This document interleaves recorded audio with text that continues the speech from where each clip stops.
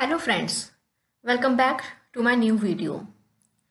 Friends, आज के इस वीडियो के थ्रू हम ये सीखेंगे कि हम रिसर्च पेपर में अपना थियोरेटिकल बैकग्राउंड या फिर आप कह सकते हैं लिटरेचर रिव्यू इसको कैसे लिखें। और फ्रेंड्स, जो रिसर्च पेपर का जो सेक्शन रहता है वो होता है हमारा IMRDC, जिसमें हम इंट्रोडक्शन देखते हैं और कुछ पेपर्स में हम लिटरेचर रिव्यू का अलग सेक्शन देखते हैं और कुछ पेपर्स में ऐसा भी होता है कि इंट्रोडक्शन के अंदर ही लिटरेचर रिव्यू इंक्लूड होता है। हम बेसिकली यहाँ बात कर रहे हैं कि अगर हम लिटरेचर रिव्यू का सेक्शन अलग दे रहे हैं अपने रिसर्च पेपर में तो हम उसे किस तरह लिखेंगे। फ्रेंड्स, स्टेप बाय स्टेप मैं आपको गाइड करूँगी कि आप क्या क्या इंक्लूड करेंगे अपने लिटरेचर रिव्यू में, और साथ में मैं आपको ये भी बताऊंगी कि लैंग्वेज फीचर्स क्या रहेंगे regarding your theoretical background. Video को लास्ट तक जरूर देखिएगा। सबसे पहले हम फ्रेंड्स बात करते हैं, जब हम लिटरेचर रिव्यू जब लिखना स्टार्ट करेंगे सबसे पहले हम अपने लिटरेचर रिव्यू को इंट्रोड्यूस करते हैं। सबसे पहले हम अपना आपका जो भी स्टडी है, आपका जो भी कंस्ट्रक्ट है, आपने जो भी टाइटल सेलेक्ट किया है अपनी स्टडी से रिलेटेड, उसका आप यहाँ पर एक ब्रीफ पैराग्राफ में बताएंगे कि आपका जो लिटरेचर रिव्यू का पर्पस क्या है। सपोज अगर आपकी कोई क्वालिटेटिव स्टडी है, ओके, और आपकी जहाँ पर आप ये देखना चाहते हो कि कंज्यूमर का परसेप्शन क्या है रिगार्डिंग प्रोडक्ट्स, आप ये देखना चाहते हो कंज्यूमर की एफिनिटी, कंज्यूमर का एटीट्यूड क्या है रिगार्डिंग द प्रोडक्ट्स, तो आप यहाँ पे कह सकते हो कि आप अगर आपकी क्वालिटेटिव स्टडी है तो आप यहाँ पे ये कहोगे कि that the purpose of this literature review is to do a systematic literature review following the dash dash framework. अगर आप अपनी स्टडी में कोई फ्रेमवर्क लगा रहे हो सो आप वहाँ पर बता सकते हो। और अगर आपकी कोई क्वांटिटेटिव स्टडी है तो आप यहाँ पे लेट से, तो देखिए मैंने यहाँ पे एग्जाम्पल भी दिया है कि आप कैसे यहाँ पे लिखोगे, the purpose of this literature review is to examine current research on consumer adoption of AI in commerce, कि कंज्यूमर का जो बिहेवियर क्या है regarding artificial intelligence in commerce. तो अब इस तरीके सबसे पहले आप एक पैराग्राफ बनाओगे जहाँ पर आप जो फर्स्ट लाइन में आप यही बताओगे कि आपका लिटरेचर रिव्यू का पर्पस क्या है। उसके बाद explain why reviewing past studies is essential to framing your own research. फिर आपकी स्टडीज से रिलेटेड आपने जो भी लिटरेचर रिव्यू किया है और आपने जो भी फाइंड आउट किया है उसको आप साइटेशन देते हुए आप वहाँ पर लिखोगे। Define the scope. Clarify the specific aspects of your topic you will cover and why. This will guide the reader on what to expect. फिर उसके बाद आप अपनी स्टडी का स्कोप बता रहे हो कि आपने क्या क्या कवर करोगे। लेट्स से कि आपने अपने कोई थ्योरी में आपने अपने कोई लिटरेचर रिव्यू में कोई थ्योरी सिलेक्ट किया है, कोई मॉडल सिलेक्ट किया है, तो आप कौन से मॉडल के कंस्ट्रक्ट को स्टडी आप करोगे। इस तरीके से आप अपने स्कोप को यहाँ पर बताओगे। और आप यहाँ भी ये भी बता सकते हो कि आपने कौन सी स्टडीज को इंक्लूड करोगे, क्वालिटेटिव इंक्लूड करी है, क्वांटिटेटिव इंक्लूड करी है, फिर मिक्स स्टडीज इंक्लूड करी है। मतलब आपकी स्टडी का स्कोप क्या है, आप किस दायरे तक रहोगे, आपके स्टडी की बाउंड्री क्या रहेगी। आप उसके और आप फिर क्योंकि आप ये सब इसलिए बताओगे क्योंकि आप लिटरेचर रिव्यू उसी के अकॉर्डिंग ही करोगे। ओके, नेक्स्ट है organise the review by theory, concept और थीम्स। अगर आपकी स्टडी में कोई थ्योरी यूज हुई है, लेट्स से आपने अपने स्टडी में theory of planned behaviour use किया है या फिर theory of reason action use किया है, या आप कह सकते हो 10 मॉडल अगर आपने अपनी स्टडी में यूज किया है, तो आपने जो भी अपनी स्टडीज में जो थ्योरी जो यूज करोगे। And friends, let me tell you one thing more कि आप अगर अपनी स्टडी में थ्योरी यूज कर रहे हो तो आप कम से कम एक थ्योरी यूज करोगे और ज्यादा से ज्यादा 2 थ्योरी। मतलब आप ये कह सकते हो कि अगर आपने SLR करा है अपनी स्टडी से रिलेटेड और आपने लेट से आपने 43 या 44 आपने स्टडीज को रीड किया और आपने वहां पर देखा कि बहुत सारी थ्योरीज यूज की गई हैं, आप वहाँ पर ये देखोगे कि मेजॉरिटी ऑफ थ्योरी कौन से ज़्यादा यूज हुई है, तो आप उस थ्योरी को अपने पेपर का बेस बनाकर चलोगे। और अगर आप चाहते हो कि भाई मैं कोई ज़्यादा थ्योरी यूज़ करूँ, 4-5 थ्योरी यूज़ करूँ, नो नॉट एट ऑल, आपकी पब्लिशिंग में दिक्कत आ जाएगी। तो इसलिए आप एक या फिर ज़्यादा 2 थ्योरी को अगर आप लेके चलोगे अपनी स्टडी में। हाँ, तो फ्रेंड हम भी उसी टॉपिक पर आते हैं।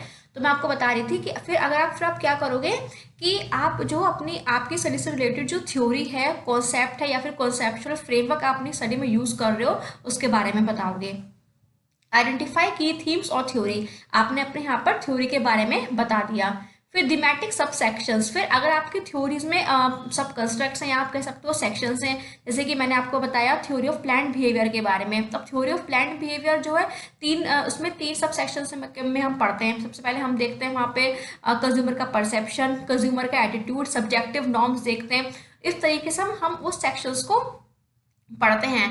तो आप तो वो जो आपके कॉन्स्ट्रक्ट्स हैं वो कैसे आपकी स्टडी से रिलेट करते हैं उसके बारे में आप एक्सप्लेन करोगे। आप अलग अलग सेक्शन बनाओगे, वहाँ पे उन सब कॉन्स्ट्रक्ट्स के बारे में बताओगे। क्रोनोलॉजिकल और मेथोडोलॉजिकल स्ट्रक्चर ये ऑप्शनल है। ये मैंने ऑप्शनल क्यों कहा फ्रेंड्स, देखो कि जैसे कि कुछ थ्योरीज ऐसे होती है टाइम टू टाइम डेवलप होती है। कि अगर मैं कंज्यूमर बिहेवियर की स्टडी में ही अगर आपको एक थ्योरी के बारे में बताऊं, तो एक थ्योरी है थ्योरी ऑफ रीजन एक्शन। तो उसमें सिर्फ जब थ्योरी ऑफ रीजन एक्शन आई थी तो उसमें हम सिर्फ दो वेरिएबल्स में के बारे में पढ़ते थे। एक होता था हमारा कंज्यूमर एटीट्यूड और एक होता था हमारा सब्जेक्टिव नॉर्म्स। फिर उस थ्योरी का धीरे धीरे डेवलपमेंट हुआ और फिर आ गई थ्योरी ऑफ प्लान्ड बिहेवियर। और फिर अब जब theory of planned behaviour I तो इसमें हम तीन वेरिएबल्स पढ़ने लगे, कंज्यूमर एटीट्यूड, सब्जेक्टिव नॉर्म और फिर एक आ गया परसेप्शन। इस तरीके में थ्योरी का डेवलपमेंट हुआ। तो अगर आपकी स्टडी में ऐसी कोई थ्योरी यूज हो रही है और तो वहाँ पर आप एक क्रोनोलॉजिकल वे में आप अपनी थ्योरी के बारे में बता सकते हो, ये ऑप्शनल है, ठीक है।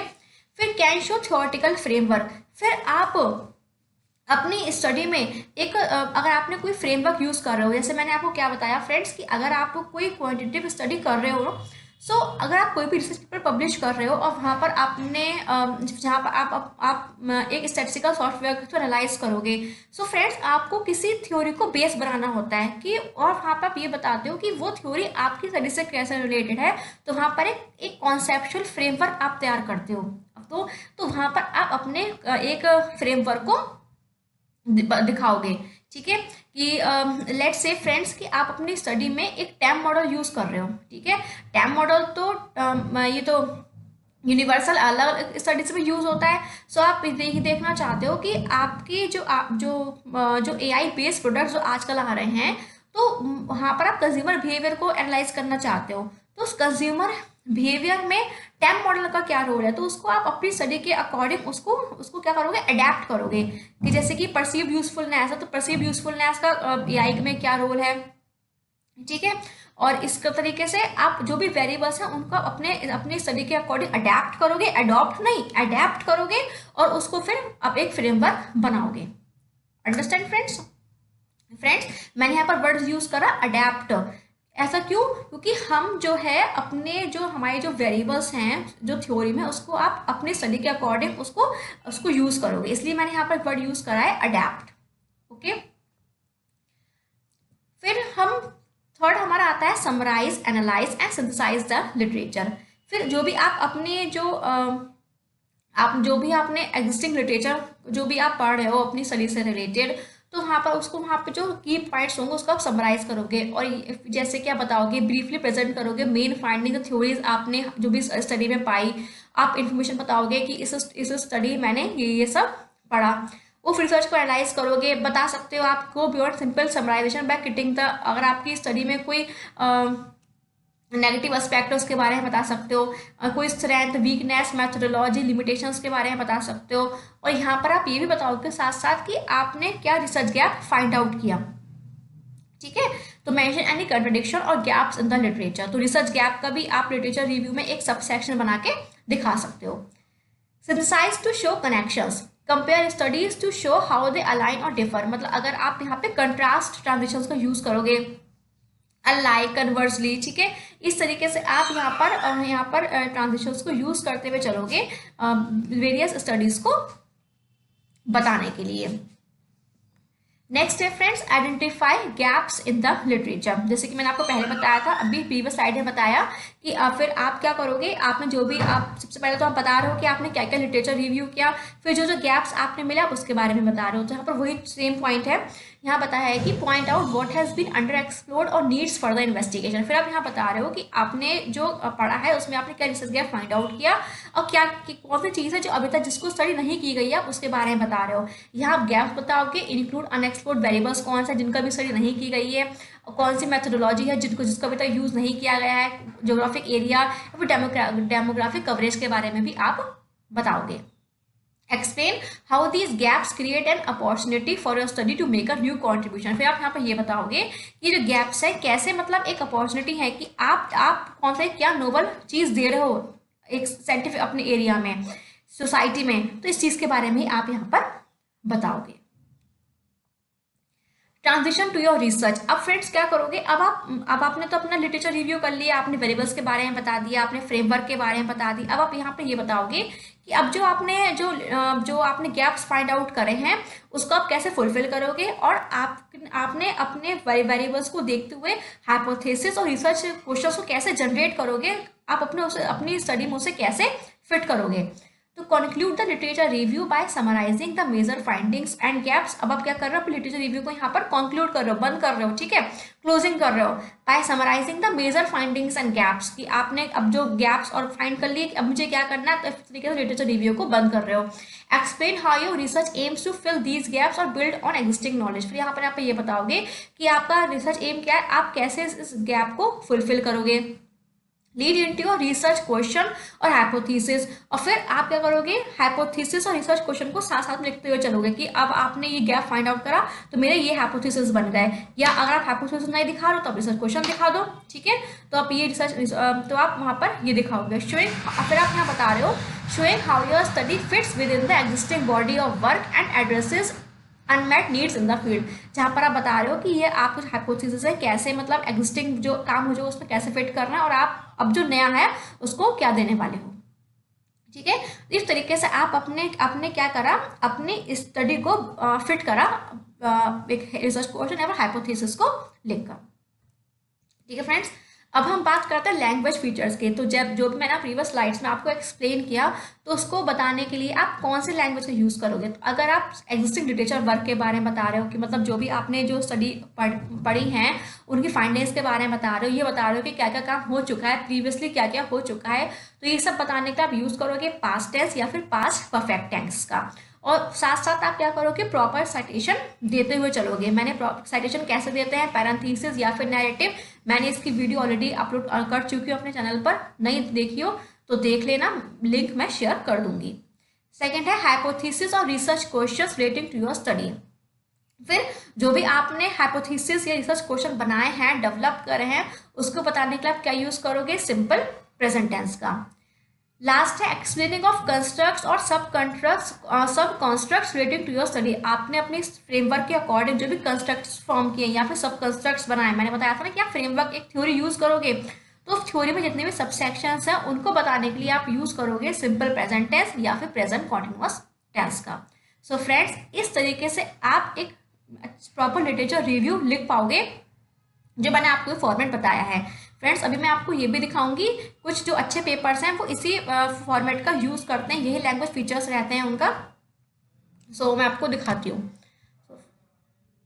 सो फ्रेंड्स, ये देखिए, ये पहला एक पेपर है एल्सेवियर का, ठीक है। तो यहाँ बताया है कि the influencing factors on service experiences in rural tourism and integrated approach, की मतलब सर्विस का एक्सपीरियंस क्या है रूरल टूरिज्म की अगर हम बात करें। तो सबसे पहले देखो फ्रेंड्स, हम यहाँ पर आगे देखिए, तो ये लिटरेचर रिव्यू का सेक्शन है, theoretical basis and research hypothesis. इसको कुछ लोग ये भी कहते हैं, थियोरेटिकल बैकग्राउंड भी कहते हैं, या लिटरेचर रिव्यू भी कहते हैं, ठीक है। तो यहाँ पे इन्होंने क्या सेक्शन का नाम दिया, अभी आप पर डिपेंड करता है कि आप क्या देना चाह रहे हो। सो यहाँ पे इन्होंने क्या नाम दिया है, theoretical basis and research hypothesis. So अब देखो, इनकी स्टडी में जितनी भी कोई टर्म्स यूज हुई हैं, ठीक है, जो भी इन्होंने वेरिएबल्स लिए ये इनको एक्सप्लेन करना है। जैसे कि बताया है रूरल टूरिज्म एंड एक्सपीरियंस, ये इनकी स्टडी में एक वेरिएबल होगा, तो ये इसके बारे में बता रहे हैं, और इससे रिलेटेड इन्होंने जो भी स्टडीज की हैं उसके बारे में भी ये सब देखो बता रहे हैं, ठीक है। 2-3 पैरा में इन्होंने इस चीज़ को यहाँ पर एक्सप्लेन किया है। सेकेंड देखो, servicescape and service environment, ये भी इनकी स्टडी में कुछ वेरिएबल्स यूज होंगे, इन्होंने यहाँ पर बताया, ठीक है। और देखो फ्रेंड्स, मैंने बताया कि यहाँ पे आप हाइपोथेसिस भी बताते हो, जो भी इन्होंने वेरिएबल्स पढ़ा है तो अभी क्या कर रहे हैं, आप उसको अपनी स्टडी के अकॉर्डिंग फिट कर रहे हैं, ठीक है, जो भी इन्हें स्टडी करनी है। तो क्या इन्होंने हाइपोथेसिस जनरेट कर लिया, the physical environment significantly and positively affect the servicescape in rural area setting. जो भी इनकी स्टडी वेरिएबल्स यूज हो रहे हैं उन्होंने उसके बारे में बताया, ठीक है। और फिर मैंने क्या, जो मैंने आपको लास्ट स्लाइड बताई थी कि आप ट्रांजिशन टू योर रिसर्च, आप उसको अपनी रिसर्च के अकॉर्डिंग फिट करते हो। इन्होंने क्या करा, हाइपोथेसिस जनरेट कर लिया अपनी स्टडी के अकॉर्डिंग। सेकंड, उन्हें हाइपोथेसिस बना लिया कि the social environment significantly and positively affect the servicescape in rural areas and settings. इस तरीके से इन्होंने क्या करा, हाइपोथेसिस जनरेट कर ली है। अब इनकी स्टडी में यूज हुई है थ्योरी ऑफ प्लांट बिहेवियर। तो यहाँ पर ये थ्योरी ऑफ प्लांट बिहेवियर के बारे में भी बता रहे हैं। और देखो, थ्योरी ऑफ प्लांट बिहेवियर में कुछ हम वेरिएबल्स के बारे में पढ़ते हैं, तो जो टर्म्स जो यहाँ पर यूज होते हैं, लाइक एटीट्यूड यूज होता है, सब्जेक्टिव नॉर्म्स यूज होता है, परसीव बिहेवियर कंट्रोल यूज होता है। तो इसके बारे में भी ये यहाँ पर बता रहे हैं, ठीक है। सो बेसिकली लिटरेचर रिव्यू करने का ये एक तरीका रहता है कि आपने अपनी स्टडी के रिलेटेड जितना भी कुछ पढ़ा है और उससे रिलेटेड जो वेरिएबल्स कंस्ट्रक्ट बनाए हैं उसके बारे में आप यहाँ पर बताते हो, और साथ साथ में आप हाइपोथेसिस जनरेट करते हुए चलते हो। जो हाइपोथेसिस है उसको हम लिटरेचर रिव्यू में ही जनरेट करते हैं। क्लियर हुआ? अब देखो, अब इन्होंने यहाँ पर क्या करा, अब इनके स्टडी में क्या है, कुछ थ्योरी यूज हो रही है। तो इन्होंने देखो यहाँ पर क्या बताया, servicescape, attitude and post consumption intention. So देखो, एटीट्यूड जो है, एटीट्यूड वेरिएबल इन्होंने क्या करा, अब ये थ्योरी से लिया है, लेकिन उसे इन्होंने अडेप्ट कर लिया अपनी स्टडी के अकॉर्डिंग, क्योंकि इनकी स्टडी क्या कहती है, इन्हें पढ़ना है कि इन्हें जो है सर्विस स्केप देखना है रूरल टूरिज्म में। तो एटीट्यूड तो इन्होंने थ्योरी सब में ले लिया, तो क्या बना लिया इन्होंने, servicescape, attitude and post consumption intention. इसके बारे में इन्होंने यहाँ पर बताया, जो भी इन्होंने लिटरेचर रीड किया है, और साथ में इसका हाइपोथेसिस जनरेट कर लिए। The service environment significantly and positively influences consumers attitude toward behaviour for rural tourism. Rural tourism ये इनकी अपनी स्टडी है, ये यहाँ पे इनकी नॉवेल्टी है, लेकिन जो कंज्यूमर एटीट्यूड है ये उन्होंने कहाँ से उठाया, ये इन्होंने थ्योरी से लिया अपनी, ठीक है, जो भी थ्योरी ये यहाँ पर पढ़ रहे हैं। ऐसे टैम मॉडल होता है, टैम मॉडल में जो वेरिएबल यूज हुआ उसको ये अपनी स्टडी के अकॉर्डिंग अडेप्ट कर दे, ठीक है। फिर देखो, इनकी यहाँ पर क्या यूज कर रहे हैं, परसीव्ड वैल्यू। परसीव्ड वैल्यू यहाँ पर यूज हुई है, जिन्होंने क्या करा, परसीव्ड वैल्यू और सोशल एनवायरनमेंट इसको यहाँ पर अडेप्ट कर दिया, ठीक है, उस वेरिएबल को, क्योंकि इन्होंने तो कुछ नया करना है ना। फिर सब्जेक्टिव नॉर्म यूज होते हैं थ्योरी ऑफ प्लांट बिहेवियर में, तो इसको यहाँ पर इन्होंने यहाँ पर इसको अडेप्ट करा। तो जितने भी वेरिएबल्स ये थ्योरी से उठा रहे हैं, उस थ्योरी से अपनी स्टडी में अडेप्ट कर रहे हैं, उसको यहाँ पर पूरा यहाँ पर एक्सप्लेन कर रहे हैं, और साथ साथ में रिसर्च हाइपोथेसिस या फिर रिसर्च क्वेश्चन को जनरेट करते हुए चल रहे हैं। इस तरीके से ये अपना लिटरेचर रिव्यू बता रहे हैं, ठीक है फ्रेंड्स। क्लोजिंग ऐसी करते हैं, ठीक है। और मैं आपको एक पेपर और दिखाती हूँ।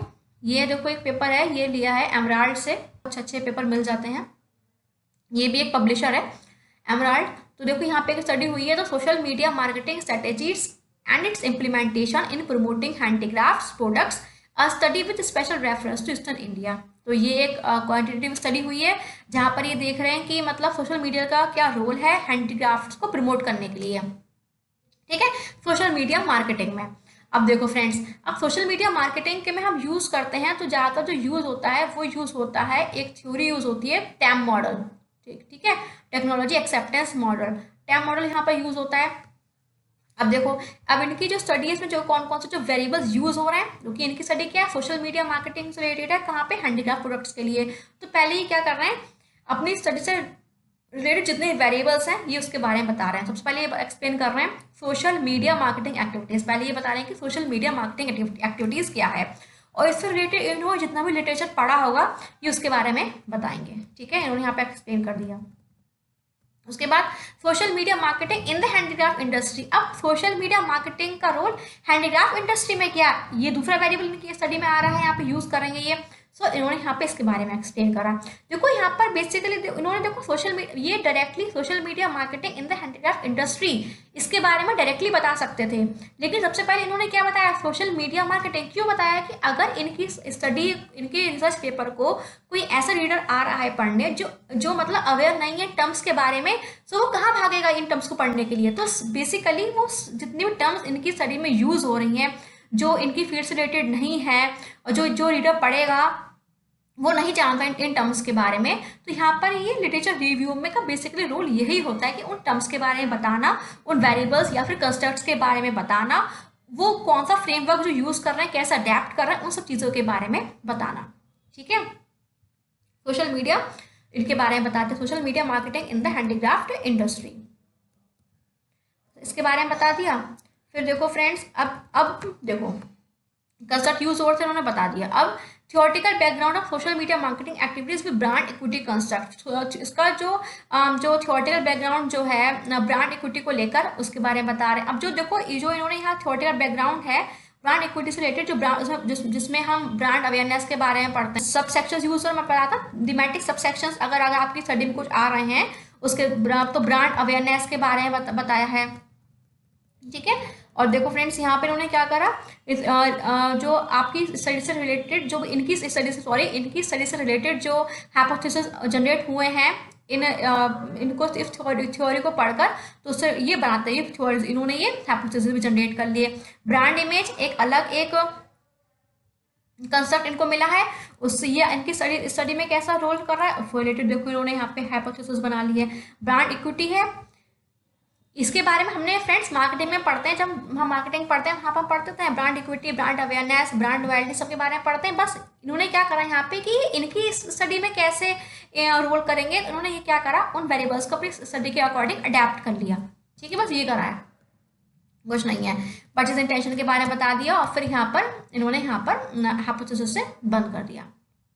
तो फ्रेंड्स, तो हमने इस वीडियो में यही सीखा कि हम कैसे, एक तो सबसे पहले मैंने आपको ये बताया कि आप लिटरेचर रिव्यू की स्टार्टिंग कहाँ से करोगे। सबसे पहले आपकी स्टडी में जो वेरिएबल्स हैं उनके बारे में बताओगे, थ्योरेटिकल बैकग्राउंड के बारे में बताओगे, साथ ही मैंने आपको ये भी बताया कि आप जो भी आपकी थ्योरी जो यूज़ कर रहे हो उसमें जो वेरिएबल्स हैं उनको आप अपनी स्टडी के अकॉर्डिंग अडेप्ट करोगे।